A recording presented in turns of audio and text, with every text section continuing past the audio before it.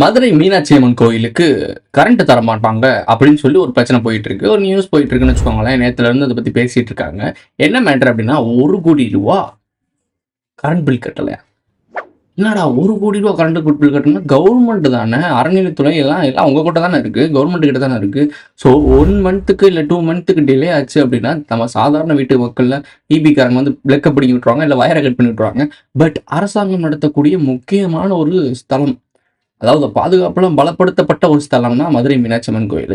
So அதுக்கு நம்ம இவ்வளோ சித்திரை திருவிழான்றது மிகப்பெரிய ஒரு ஃபெஸ்டிவலாக உலகம் முழுக்க பார்க்கக்கூடிய விஷயம். பல கோடி மக்கள், இல்லை பல லட்சம் மக்கள் வந்து பார்க்கக்கூடிய, கிட்டத்தட்ட ஒரு கோடி மக்கள் பார்க்கக்கூடிய விஷயம்.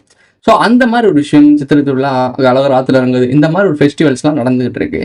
இதை இவங்க இன்னைக்கு நேற்று ஆரம்பிக்கல. அதாவது இந்துக்கள் ஆரம்பித்த ஒரு திருவிழா கிடையாது. உங்களுடைய சார்பால், அதாவது சைடு கொண்டு வச்சிருப்பாப்ல, அவர் உருவாக்குன ஒரு திருவிழா தான் இது. உங்களுக்கு புரிஞ்சிருக்குன்னு நினைக்கிறேன். நாயக்கர்கள் மன்னர்கள் உருவாக்குன ஒரு திருவிழா தான் இந்த சித்திரை திருவிழா. அப்போ உங்களுடைய ஆட்களுடைய, உங்களுடைய முன்னோர்களுடைய திருவிழாவை நீங்களே தடை பண்ணலாமா அரசியல் காரணத்துக்காக? இதை தூக்கி அப்படியே இந்துக்கள் மேல போட்டு ஹிந்துக்களுக்கு ஒரு ஒரு ஒரு ஒரு உருவாக்கலாமா இந்த விஷயத்த அப்படின்றத பத்தி மாரிதாஸ் அவர்கள் நிறைய பேசியிருக்காங்க, நிறைய நியூஸ் சேனல்ஸ் பேசியிருக்கு. இதை பத்தி பெருசா யாரும் பேசல. ஏன்னா டிஎம்கே அதுல இருந்து செல்ற வாங்குற ஆட்கள் நிறைய யூடியூபர்ஸ் இருக்காங்க. இந்த டிஜிட்டல் மீடியாஸ் எல்லாமே டிஎம்கே பீரியட்ல அப்படியே கப்பு சுப்புன்னு ஆயிரும். அதுக்கு அகேன்ஸ்டா பேசவே பேசாது. பேசினாங்கன்னா என்ன நடக்கும் யாருக்குமே தெரியாது. ஏன்னா அவங்க எந்த லெவலுக்கு வேணா இறங்குவாங்க. நம்ம கவனிச்சுக்கிட்டு தான் இருக்கோம். நம்ம ஒரு கண்ணுக்கு தெரியாத யூடியூபர்ன்றனால நம்ம பெரிய லெவல்ல பாதிக்கப்படாம இருக்கோம். பட் பெரிய பெரிய யூடியூபர்ஸ்லாம் பேசியிருக்கலாம். அதை பற்றி இது ஏன் பேசலன்னு தெரில. சித்திரத்திலான்றது ஒரு மிகப்பெரிய ஃபெஸ்டிவல். நம்ம சித்திரத்தில பற்றி பேசியிருக்கோம், மீனாட்சியை பற்றி பேசியிருக்கோம், கந்தனை பற்றி பேசியிருக்கோம், ஏகப்பட்ட விஷயங்களை பேசி தீத்தியாச்சு. ஸோ இப்போ திருப்பி இருந்தெல்லாம் பேசணும் அவசியம் இல்லை. வீடியோ எண்டிங்கில் சித்திரத்திலா பற்றி, கந்தனை பற்றி, கந்தன் சீரீஸ் போட்டிருக்கேன். ஸோ இதெல்லாம் பாருங்கள். உங்களை ஆண்ட மன்னர்கள் யாருமே உங்களுக்கானவர்கள் இன்ன வரைக்கும், நான் குறிப்பிட்ட தமிழர்கள் சொல்கிறேன், நம்மளை ஆண்ட மன்னர்கள் யாருமே கிட்டத்தட்ட 12 காலத்துக்கு முன்னாடி இருந்தே சேர சோழ பாண்டியர் இந்த குரூப்ல இருந்து நம்மளை ஆண்டது நம்மவர்கள் கிடையாது, நமக்கானவர்கள் கிடையாது. அப்படி நம்பப்பட்டு வரலாறு பதியப்பட்டு அப்படி ஒரு விஷயத்த அவங்க மண்டலை ஏற்றிட்டாங்க. ஸோ இன்னைக்கு நான் பார்க்க போகிற விஷயம் 1 கோடி ரூபா கரண்ட் பில்லு. வாங்க வீடியோக்குள்ள போகலாம். அடுத்தது திருவண்ணாமலையில நாங்க கொண்டு வருவோம் வெளியில. திருவண்ணாமலை கோவில் என்பது இந்த சமுதாய மக்களுடைய கோயில். வல்லாள மகாராஜாவுடைய கட்டிய கோயில் அந்த கோயில். அந்த கோயில்ல ஒரு போர்டு மெம்பர் இன்னைக்கு வண்டியர்.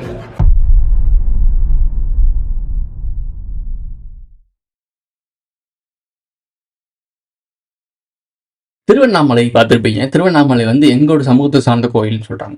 மார்ச் மாதம் வன்னிய சமூகத்தை சேர்ந்தவர், வன்னியர் சமூகம் பாமக சம்பந்தப்பட்ட ஒரு நபர் அந்த பொலிட்டிக்கல இருக்காரு போல, அந்த பார்ட்டியில இருக்காரு போல, ஏதோ பொறுப்புல இருக்க ஒரு ஆள் நினைக்கிறேன். ஸோ இவர் பேசக்கூடிய விஷயங்கள் நீங்க கவனிச்சிங்க அப்படின்னா அது வன்னியரோட கோயில்னு சொல்றாரு.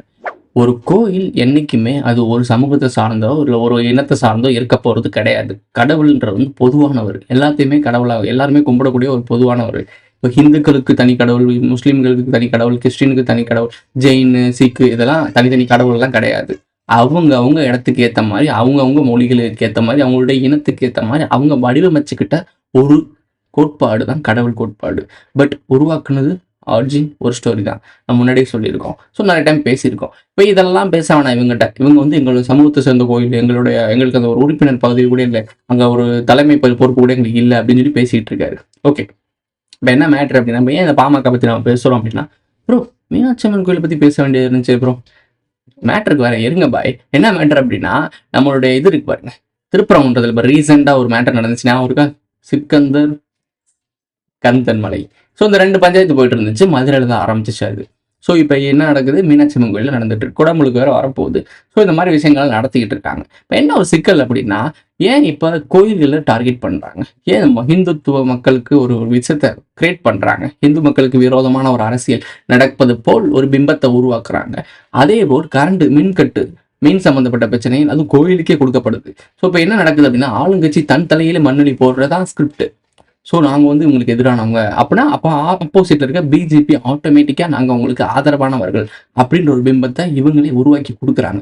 ஆல்ரெடி இவங்க கை கோர்த்து தானே பிஜேபி ஒரு எம்எல்ஏ உருவாக்குனாப்புல, அவங்களுக்கு தெரியும், எம்எல்ஏவா எம்பியோ உருவாக்குனாங்கல்ல. அவர் பேர் என்னது, ஒருத்தர் பேசிட்டே இருப்பாப்புல, இல்லை ஆளுக்கு காணா இப்போ அவர் போய் டக்குன்னு ஞாபகம் எடுக்கு. ஞாபகம் வந்துச்சுன்னா கமெண்ட்ல சொல்லுங்க. எத்தனை நாளைக்கு படிக்கும்? இதெல்லாம் தோல் உரிப்பதற்காக தான் மருத்துவர் ஐயா அவர்களும் மருத்துவர் சின்னையா அவர்களும் மகாபலிபுரம் மாநாட்டை மீண்டும் புத்துணர்வு பெறுவதற்கான ஏற்பாடுகளை செய்ய ஆரம்பிச்சிட்டாங்க. உங்க சூழ்ச்சியெல்லாம் எங்களுக்கும் தெரியும். எவ்வளவு சீக்கிரம் நடத்த விட்டுருவாங்கன்னு நினைக்கிறீங்க? மகாபலிபுரத்துல இவர் ஒரு மாநாடு நடத்த போறாங்களாம். ஆக்சுவலா என்ன நடக்க போறாங்கன்னா, மாநாடு நடத்த போறாங்க. யாருக்கு? வன்னியர்கள் சமூகத்தை சார்ந்த ஒரு மாநாடு நடத்த போறாங்க. மாநாடு சீக்கிரம் நடத்த விட்டுருவாங்களா நம்மள? எத்தனை தடைகள் வந்தாலும் தடைகளை உடைத்திருந்து இந்த மகாபலிபுரம் மாநாடு நிச்சயம் நடக்கும்னு ஐயா சொல்ல வச்சிருக்கிறார். இதுக்கெல்லாம் கிடைச்சிரும். மக்களுக்கு நான் தமிழர் கட்சிக்காரங்க மாநாடு நடத்துறேன், போராட்டம் நடத்துறேன் கிடைக்கவே கிடைக்காது. பட் இவங்களுக்குலாம் கிடைச்சிரும். இவங்க ஆல்ரெடி பதவியில் இருந்த ஆட்கள் தான், சென்ட்ரலில் ஸ்டேட்லாம் இருந்தவங்க தான். ஸோ இவங்களுக்கு பிரச்சனை கிடையாது, இவங்களுக்கு கிடைச்சிரும். ஆனால் அதுக்காகவும் பிரச்சனை கொடுப்பாங்க அப்படின்னு சொல்லுவாங்க. மகாபலிபுரத்தில் தான் இவங்க மாநாடு நடத்தலாம்ன்ற பேசிட்டு இருக்காங்க. நோட் பண்ணிக்கோங்க, அண்டர்லைன் இந்த வேர்டு மகாபலிபுரம். ஓகே, அதுக்கும் பிரச்சனைகள் கொடுப்பாங்கன்னு இவங்களே சொல்கிறாங்க. இப்போ எதுக்காக நம்ம கோவில் சம்மந்தமாக அதெல்லாம் பற்றி பேசுகிறோம், எதுக்கு பாமக பற்றி பேசுகிறோம் அப்படின்னா, பாமக அலைன்ஸ் பிஜேபி அப்படின்ற மாதிரி ஒரு விஷயம் போயிட்டு இருக்கு. அவங்க இன்னும் அஃபீஷியலாக ரிலீஸ் பண்ணலை. பட் இந்த கேள்வி எழுப்ப ஆரம்பிச்சிட்டாங்க மீடியாக்காரங்க கேள்வி எழுப்புறாங்கனாலே ஏதோ ஒரு விஷயம் நடந்திருக்கு, அதனால் அந்த கேள்வி எழுப்புறாங்கன்னு தான் அர்த்தம். அந்த வீடியோக்கள் நீங்களே பார்த்துருப்பீங்க. அன்புமணி ராமதாஸ் அவர்கள்ட்டே கேட்கப்படுது. நன்றிங்க. இந்த கேள்விக்கெல்லாம் நான் மறுபடியும் இன்னொரு மாநாடு மட்டும் 26 தேர்தல் இன்னும் 1.5 ஆண்டுகள் இருக்கிறது. அதில் அந்த சூழல் என்னென்ன சூழல் இருக்கிறதோ நிச்சயமாக எல்லா கட்சிகளும் அடங்கிய ஒரு கூட்டணி இருக்கும். கேள்வி கேட்கப்படுது, அதுக்கு கொடுக்கக்கூடிய பதிலையும் நீங்கள் பார்த்துருப்பீங்க. இப்போ திருப்பி மீனாட்சி அம்மன் கோயிலுக்கு வருவோம். இப்போ நான் எதுக்கான சொன்னேன்னு உங்களுக்கு புரிஞ்சிருக்கும். பிஜேபி தமிழ் என்ன சொல்கிறது, இப்போ நிர்மலா சீதாராமன் சீமான் மீட் பண்ணாருன்ற ஒரு மேட்ரு. இப்போது மாரிதாஸ் அவர்கள் மீனாட்சி அம்மன் கோயிலை பற்றி ஒரு வீடியோ போட்டிருக்காரு. அதில் டாக்குமெண்ட்லாம் ரிலீஸ் பண்ணியிருக்காரு. இந்த டாக்குமெண்ட் எல்லாரும் பார்த்து எவ்வளோ கரண்ட் கட்டல, என்ன பண்ணல, இபி சம்பந்தமான பிரச்சனைகள் என்னென்னலாம் இருக்குது, 100 கோடிகள் பெண்டிங்கில் இருக்குது, அதாவது பில் கட்டாமல் பெண்டிங்கில் இருக்குது அப்படின்னு சொல்கிறாங்க. அதை பற்றி நம்ம டீட்டெயிலாக அது பேச தேவையில்லை, ஏன்னா அது மைன்யூட்டாக இருக்குது. இப்போ மதுரைக்கு மீனாட்சி அம்மன் கோயிலுக்கு 1 கோடி ரூபா கட்டலை, இதான் மேட்ரு. அதுக்காக சித்திரத்திலாவுக்கு நாங்கள் கரண்ட் தர மாட்டோம்னு சொல்லி ஒரு பஞ்சாயத்து போயிட்டுருக்கு. இதுக்காகத்தான் இந்த வீடியோ அவர் போட்டிருக்காரு. அதில் நிறைய விஷயங்கள் பேசியிருக்காங்க. இங்கே முக்கியமான விஷயம் என்னென்னா, ஒரு சாதாரண மக்கள் கரண்ட் பில் கட்டலாம் இப்படி விட்டுருவாங்களா அப்படின்னு ஒரு கேள்வி எழுப்பப்படுது. இல்ல அரசாங்கமே கட்டலன்னா அப்ப மக்கள் கட்டலன்னு சொல்லிட்டு எப்படி கேட்குறதுக்கு ரைட்ஸ்? இது ஸ்டேட்டாக இருந்தாலும் சென்ட்ரலாக இருந்தாலும் யார் விட போகிறது இல்லை. ஏன்னா சாதாரண மக்களுக்கு இங்கே நியாயம் கிடைக்கிறது ரொம்ப ரொம்ப கஷ்டம். ஆளுமை பொருந்திய ஆட்களுக்கு மட்டும்தான் இங்கே எல்லாமே சலுகை கிடைக்கும். ஆனால் அவங்க தான் நியாயமாக நடந்துக்க மாட்டாங்க. பின்னாடி எலக்ட்ரிசிட்டி ஜென்ரேட் பண்ணி எப்படா கொடுப்பீங்க? திரும்ப கருணாநிதி கவர்மெண்ட் ஆக்கிறாங்களா? ஒரு நாளைக்கு 8லேருந்து 10 மணி நேரம் கரண்ட் போகிற மாதிரி நிலைமை உருவாக்கிறாங்க. எவன்டா உங்களுக்கு தருவேன்? மீண்டும் கருணாநிதி ஆட்சி மாதிரி கொண்டு வந்துடாதீங்க அப்படின்னு சொல்கிறாங்க. அவங்க ஆட்சி இருக்கும்போது என்ன பண்ணுவாங்கன்னா, எல்லாத்தையும் பிரச்சனையாக்கி விட்டு இப்போ பொருளாதாரம், வரி கட்டுறது, இந்த வரி சுமை, பல பிரச்சனைகள், அதாவது அடுத்த கவர்மெண்ட் வரப்போகிற டைமிங்கில் அவங்களுக்கு பெரிய பலவீனத்தை உருவாக்குறது.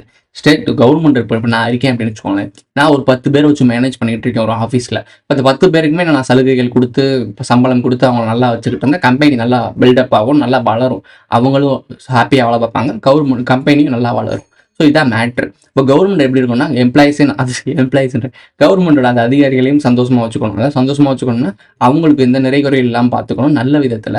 அதே மாதிரி அரசாங்க அதிகாரிகளும் பொறுப்போடு நடந்துக்கணும். இதெல்லாம் கரெக்டாக இருந்துச்சுன்னா எந்த ஒரு பிரச்சனையும் வராது. அடுத்த கவர்மெண்ட் வரும்போது இதோட சிறப்பாக பண்ணி மக்கள் இதில் பயனடைவாங்க. ஆனால் இவங்க என்ன பண்ணுறாங்க ஸ்ட்ராட்டஜி அப்படின்னா, நம்ம எப்படி இருந்தாலும் ஊழல் பண்ணி திருட போகிறோம், திருடினாலும் நம்ம மட்டும் திருடினா சரி வராது, எல்லாரையும் திருடன் ஆக்கிட்டு போயிடணும். அப்போது எவனும் கேள்வியும் கேட்க மாட்டான். நமக்கு திருடினதான் ஆச்சு, திருடங்களை எவனும் கேள்வியும் கேட்க மாட்டாங்க. அதாவது திருடனுக்கு தேல் குத்துனா பொத்திக்கிட்டு இருக்கணுன்ற மாதிரி எல்லாரும் பொத்திக்கிட்டு இருப்பாங்க. அப்போ இருக்க வரைக்கும் கொள்ளடிச்சு எஸ்கேப் ஆயிடலாம். அடுத்த ஒரு ஆட்சி வரும் பார்த்தீங்களா, அவனால் அதை சரி பண்ண முடியாது. ஏன்னா உடனே இவன் ஒரு 1 லட்சம் கோடி கடன் வச்சுட்டு போயிட்டான்னு வச்சுக்கோங்களேன், அந்த கடனை அடைக்கிறக்குள்ளே அந்த 5 வருஷம் முடிஞ்சிடும். அப்போ என்ன பண்ணுவாங்க, அந்த 5 வருஷத்துக்கு எதிர்கட்சியாக இருந்து என்னமா பேசுவாங்க, அங்கே பார்த்தீங்களா இத்தனை கரண்ட், இத்தனை ஊழல், இதெல்லாம் எப்படி சரி பண்ண போறீங்க? நீங்கள் தான்டா போன டைம் இந்த 1 லட்சம் கோடி ஆட்டை போட்டு போனீங்க, அப்போ அதை எப்போ உடனே சரி பண்ண முடியும்? இந்த கேள்வி மக்கள் கேட்கவே மாட்டான். அடுத்த டைம் என்ன தெரியுமா பண்ணுவாங்க, சார் இவங்க பாருங்க புதுசாக கொண்டு வந்து இவங்களை நிப்பாட்டி வைக்கலாம் பார்த்தா இவங்க நமக்கு இன்னும் தொந்தரவு தான் கொடுக்குறாங்க அப்படின்னு சொல்லி திருப்பி எவன் திருடினாலும் அவங்க கையிலேயே போய் சாவியை கொடுக்குறது. காலங்காலமாக அந்த 2 கட்சி தான் மாறி மாறி இந்த ஒரு சாதாரண கேம் தான் ஆடிக்கிட்டு இருக்காங்க. எதுவுமே தெரியாமல் தற்கொலையாக வந்துட்டு இருக்கிறது நம்ம ஃபேமிலியும் உங்கள் ஃபேமிலியும் தான். ஏன்னா நான்லாம் ஓட்டு போட்டதே கிடையாது, நம்ம மக்கள் தான் ஓட்டு போட்டுருக்காங்க. எனக்கு அது இன்ட்ரெஸ்டும் கிடையாது. நான் கேட்டா இந்த விஷயத்துக்குலாம் ஒட்டு மொத்தமா மதுரையை கொதிச்சு எதுன்னு நினைக்கிறேன். யாரா நீங்க சொல்றது? இந்த விஷயத்துக்கு ஒட்டு மொத்தமாக மதுரையை கொதிச்சு எழுதணுமா? எப்படி இந்த திருப்பரங்குன்ற மலைக்கு கொதிச்சு எழுந்த மாதிரியா? அரோகுரா, கந்தனுக்கு அரோகுரா பேசினாங்க பிஜேபி எப்படி ஜெய் ஸ்ரீராம் அந்த மாதிரி. இங்கே ஸ்ரீராம் செட் ஆகாதுன்றக்காக அரோகுரா செட் பண்ணுறான்னு பார்க்குறாங்க. ஓகே, அப்போ அவங்க மொதல் மயனுடைய கோயிலில் ட்ரை பண்ணாங்க, இப்போ அப்பா அம்மா கோயிலில் ட்ரை பண்ணுறாங்க. விஷயம் ஒன்று தான், மக்கள் இந்துக்கள் மக்களுடைய மனதை புண்படுத்துகிற மாதிரி விஷயங்கள்லாம் நடக்குதுன்றத மக்கள் மத்தியில் விதைக்கிறாங்க. வேறு ஒன்றுமே கிடையாது. இதுக்கான பின் விளைவுகள் என்ன நடக்கும்னா, குஜராத் தெரியும்னு நினைக்கிறேன். குஜராத் தான் ஞாபகத்தில் வச்சுக்கணும். இது எதுவுமே நடக்கக்கூடாது. மக்கள் விழிப்புணர்வோட நடக்கணும். இந்த அரசியல் ட்ராமால நம்ம மாட்டிக்க கூடாதுன்றதுக்காக தான் அவேர்னஸ் கொடுத்துக்கிட்டு இருக்கோம். ஸோ அவேர்னஸ்லாம் கொடுத்துக்கிட்டு மக்களுக்காக சேவை செய்கிறவங்க என்ன ஆகுறாங்கன்றத அடுத்த வீடியோவில் நான் பேசுகிறேன். இப்போ அவர் அடுத்து சொல்லக்கூடிய விஷயத்தை கவனிங்களேன். இப்போ மற்ற மதத்துக்குலாம் இப்போ ரம்ஜானு கூட அரிசிலாம் கொடுத்தாங்க. அது இலவசம் கொடுக்குறல, அதுக்கு 240 கொடுப்பாங்க. 240 கோடி எங்கேருந்து வருது? அதுக்கு 240 கோடி 300 கோடி கொடுக்குறல. 1 கோடி ரூபா உனக்கு மதுரை மீனாட்சி அம்மன் கோயில்ல அந்த சித்திர ஆடத்துல கொடுக்க முடியாது. ரம்ஜான் நடந்துச்சு. ரம்ஜானுக்கு 200 கோடி ரூபா கிட்ட செலவு பண்ணியிருக்காங்கன்னு சொல்றாங்க. அவ்வளோ செலவு பண்ணியிருப்பாங்களான்னு தெரியல. பட் இவங்க ஒரு புள்ளி வருவமாக சொல்றாங்கன்னு வச்சுக்கோங்களேன். ஒரு சும்மா இவங்க சொல்றதே வச்சுக்கோமே, ஒரு 200 கோடி ரூபா செலவு பண்றாங்க அப்படின்னா அப்போ என்ன ஆகும்? இதை கேட்குற ஆட்களுக்கு என்ன ஆகும்?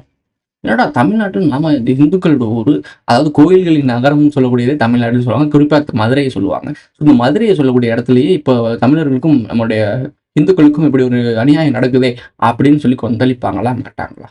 ஸோ இது ஒரு, அதாவது அவங்களே கொந்தளிக்காட்டியும் கொந்தளிக்க வைப்பாங்களா மாட்டாங்களா? ஸோ இதுதான் மேட்ரு. இது ஒரு அரசியலாக அவங்களுக்கு தெரியலையா? ஏன் அது பாரபட்சம்? அவங்களுக்கு செய்யறது இவங்களுக்கு செய்யாமல் வர்றது.